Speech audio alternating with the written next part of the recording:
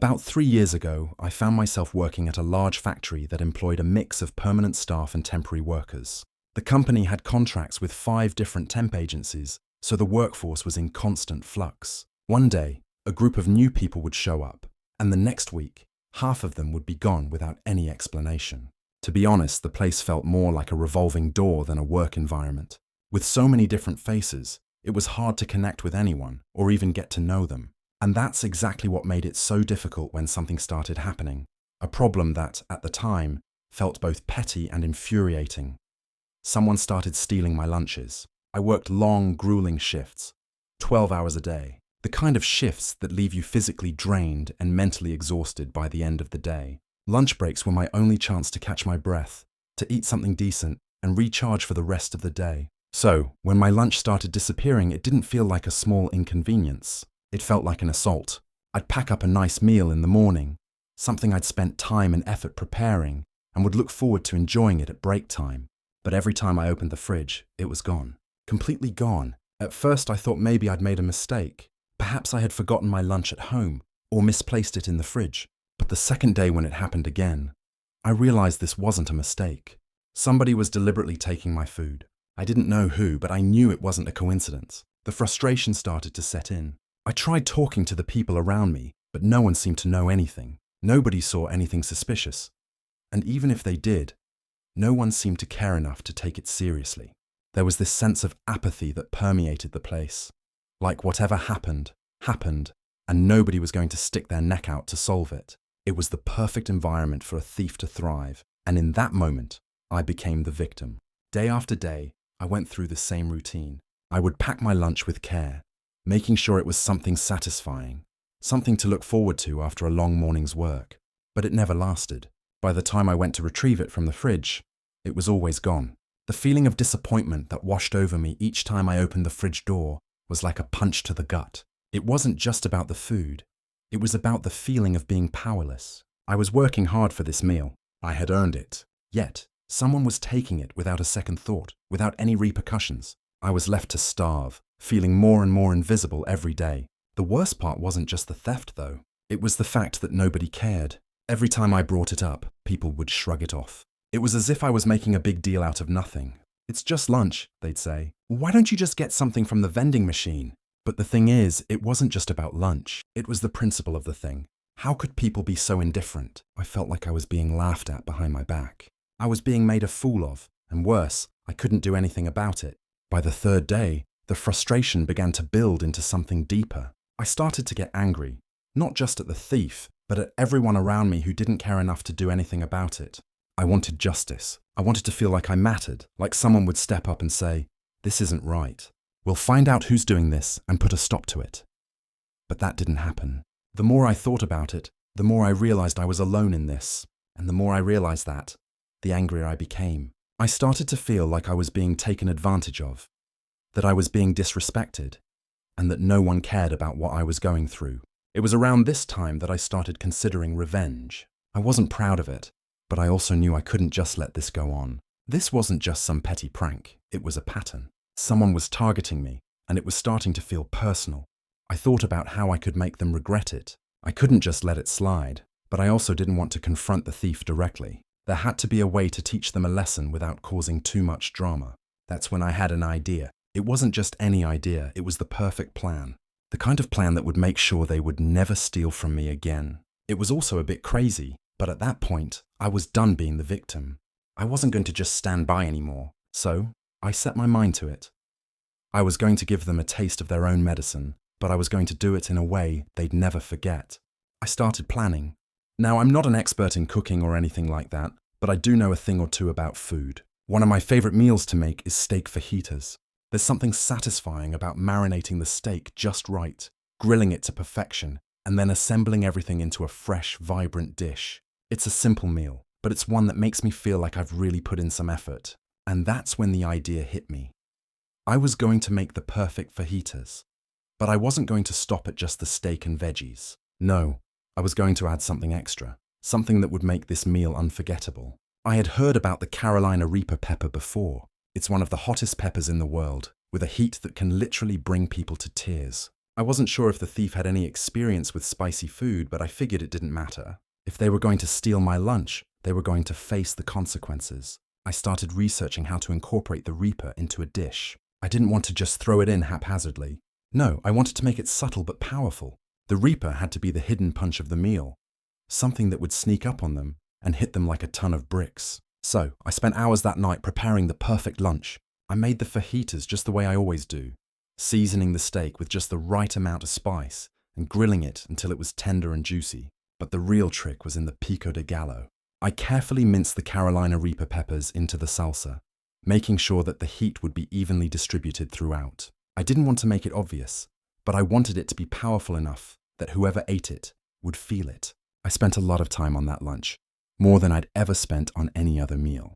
I wanted it to look perfect too. I garnished the fajitas with fresh cilantro, squeezed a little lime on top for brightness, and then carefully packed it all into a Tupperware container. It looked beautiful, too beautiful in fact. It was a meal that could make anyone salivate. And I knew that if the thief saw it, they wouldn't be able to resist. The next day I placed my lunch in the fridge and waited. I didn't know who the thief was, but I knew that whoever took my lunch would get more than they bargained for. I was nervous, but at the same time I felt a sense of excitement. I wasn't sure how this would play out, but one thing was for certain. Someone was going to pay for what they'd done. The day I had been waiting for finally arrived. The factory was buzzing with the usual energy as workers came in, exchanged pleasantries, and headed straight for their workstations. I arrived early, just like I always did, and I placed my lunch in the fridge with a sense of satisfaction. The Tupperware container was carefully positioned in the exact spot where my lunch had gone missing the last few days. It was almost like a silent challenge. Go ahead, take it, but just know what you're in for. I tried to act casual, but the excitement coursing through me was undeniable. I had no idea who the thief was, but I knew they wouldn't be able to resist what I'd prepared. I spent the morning trying to focus on my work, but my mind kept drifting back to the fridge. What would happen when someone took that lunch? Would they know something was wrong, or would they unsuspectingly devour it, only to feel the wrath of my revenge kick in? As the hours dragged on, I kept glancing at the clock, watching the minutes tick by. It was almost time for the break. I felt a strange mix of nerves and anticipation building up inside me. I knew that in just a little while, the moment would come.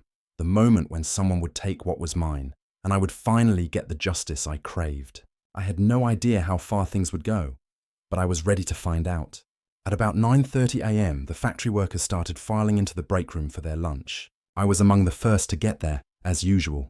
I opened the fridge and glanced at the row of lunchboxes.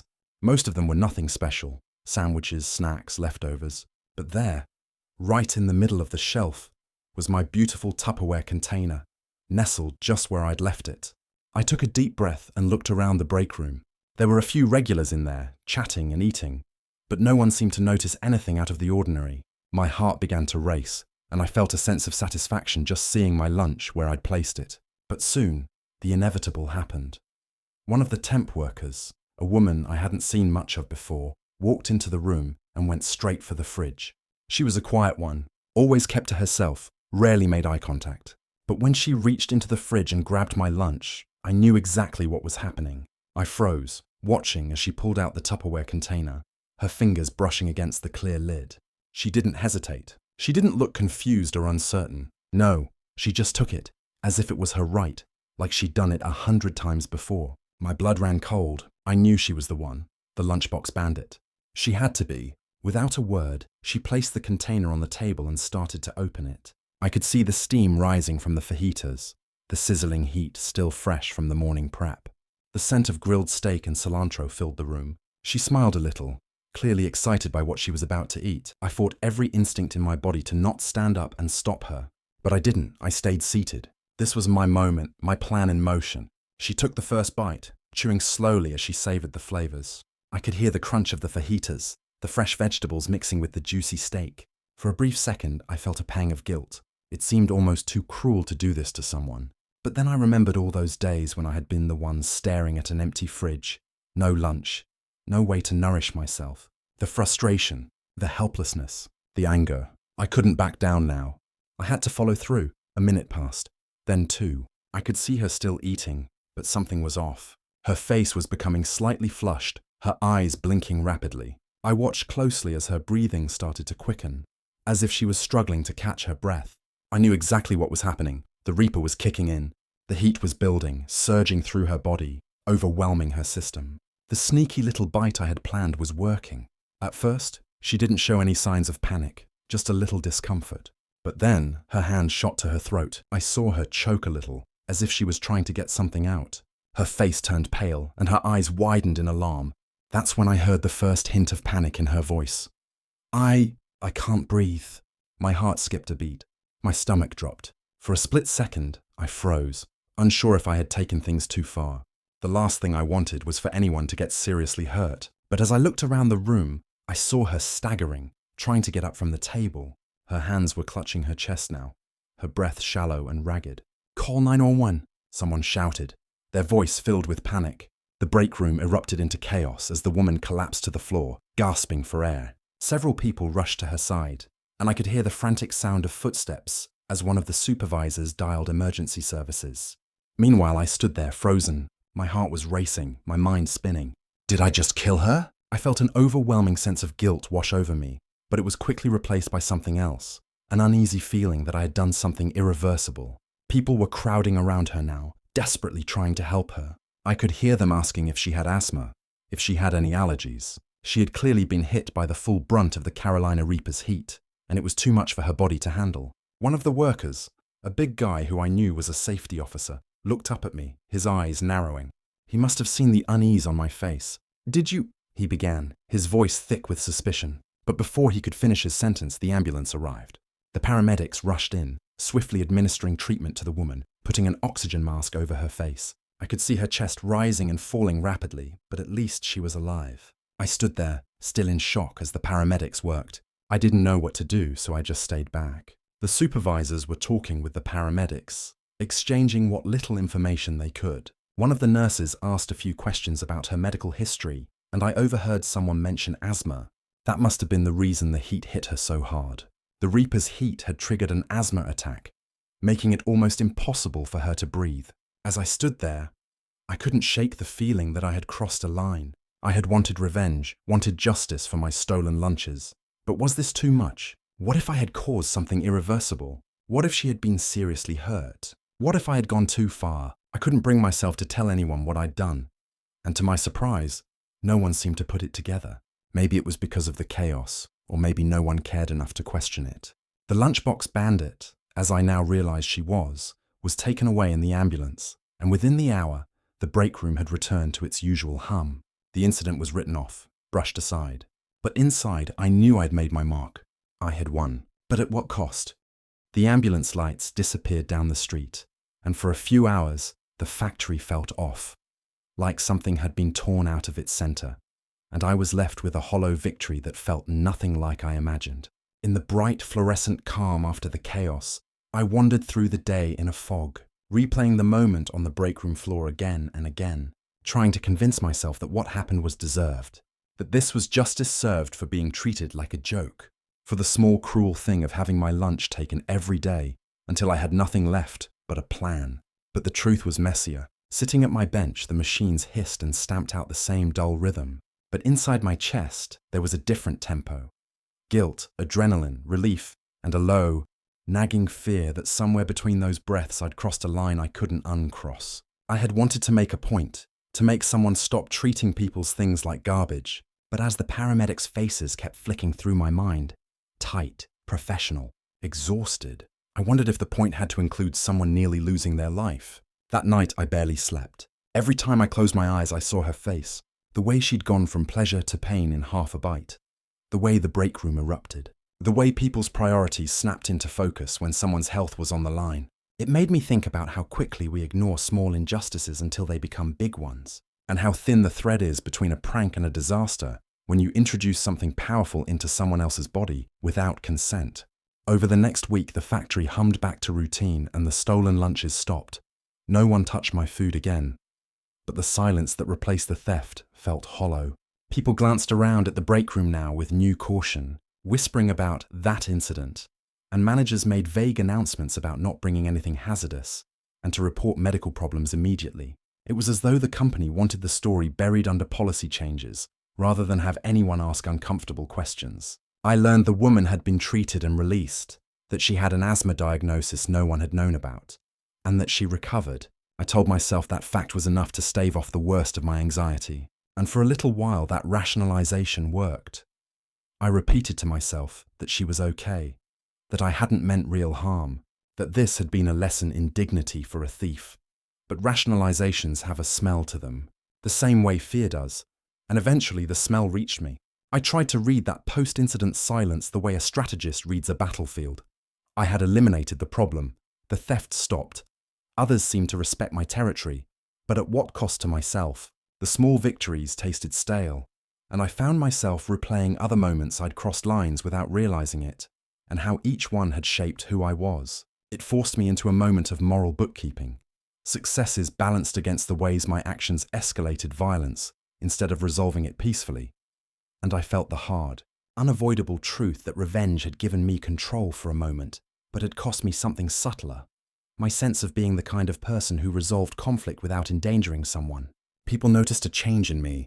Co-workers who'd always been pleasant began to avoid eye contact, and the quiet temp workers, those who used to trade casual talk in the break room, kept their distance. Gossip is a currency in places like that, and rumors started to form their own shape. Some said the thief had a reaction to too spicy food, and it was an accident. Others whispered that the thief had been targeted purposefully, and a few even suggested someone had poisoned the food. That last one made my stomach drop every time I heard it, because the idea of being labeled dangerous or malicious was a heavier weight than the relief of stopping the theft. I realized that even if nothing legal came from the incident, I was living with an invisible record in people's minds. I had become the unknown variable, the one who could cross a line. When you work in a place that churns through faces, reputations last longer than contracts, and I didn't want to be remembered as someone who hurt another person on purpose. Slowly, deliberately, I started to make amends in small human ways that cost me nothing but honesty. I offered help on shifts. I stopped hiding my lunch like a secret treasure, and when someone asked how I'd managed to get the theft to stop, I learned to deflect with jokes instead of gloating. But internal things needed addressing too. I began talking to a friend outside of work, a calm, practical person who listened and then asked the one question I hadn't let myself face. What were you trying to fix in yourself when you decided to hurt someone else? The question stung because it cut to the center of the motive. It wasn't only about the lunches, but about feeling small in a place that made me small, about wanting to prove I could affect things when so much else about my life felt beyond my control. Admitting that out loud peeled a layer off my anger and let me see how much of my scheme had been about reclaiming agency rather than serving justice. That wasn't an excuse. It was a description. I started to work on healthier ways of taking care of my agency, speaking up to supervisors when things were unfair, documenting issues, asking HR to post a sign reminding people that stealing was theft, and perhaps hardest of all, learning to accept that systems are often slow and messy, and that sometimes you have to persevere, not punish, to change them. Weeks passed. The break room became just a place people ate again, and the woman who'd been taken to the hospital came back to work eventually, quieter and more guarded. We never spoke about that day directly, which felt like a mutual, awkward truce. Once, months later, she dropped a note on my toolbox, just a plain sticky note that said, "Thanks for the food." My first reaction was confusion that then flipped into shame as I realized she'd assumed I'd tried to make up for what happened.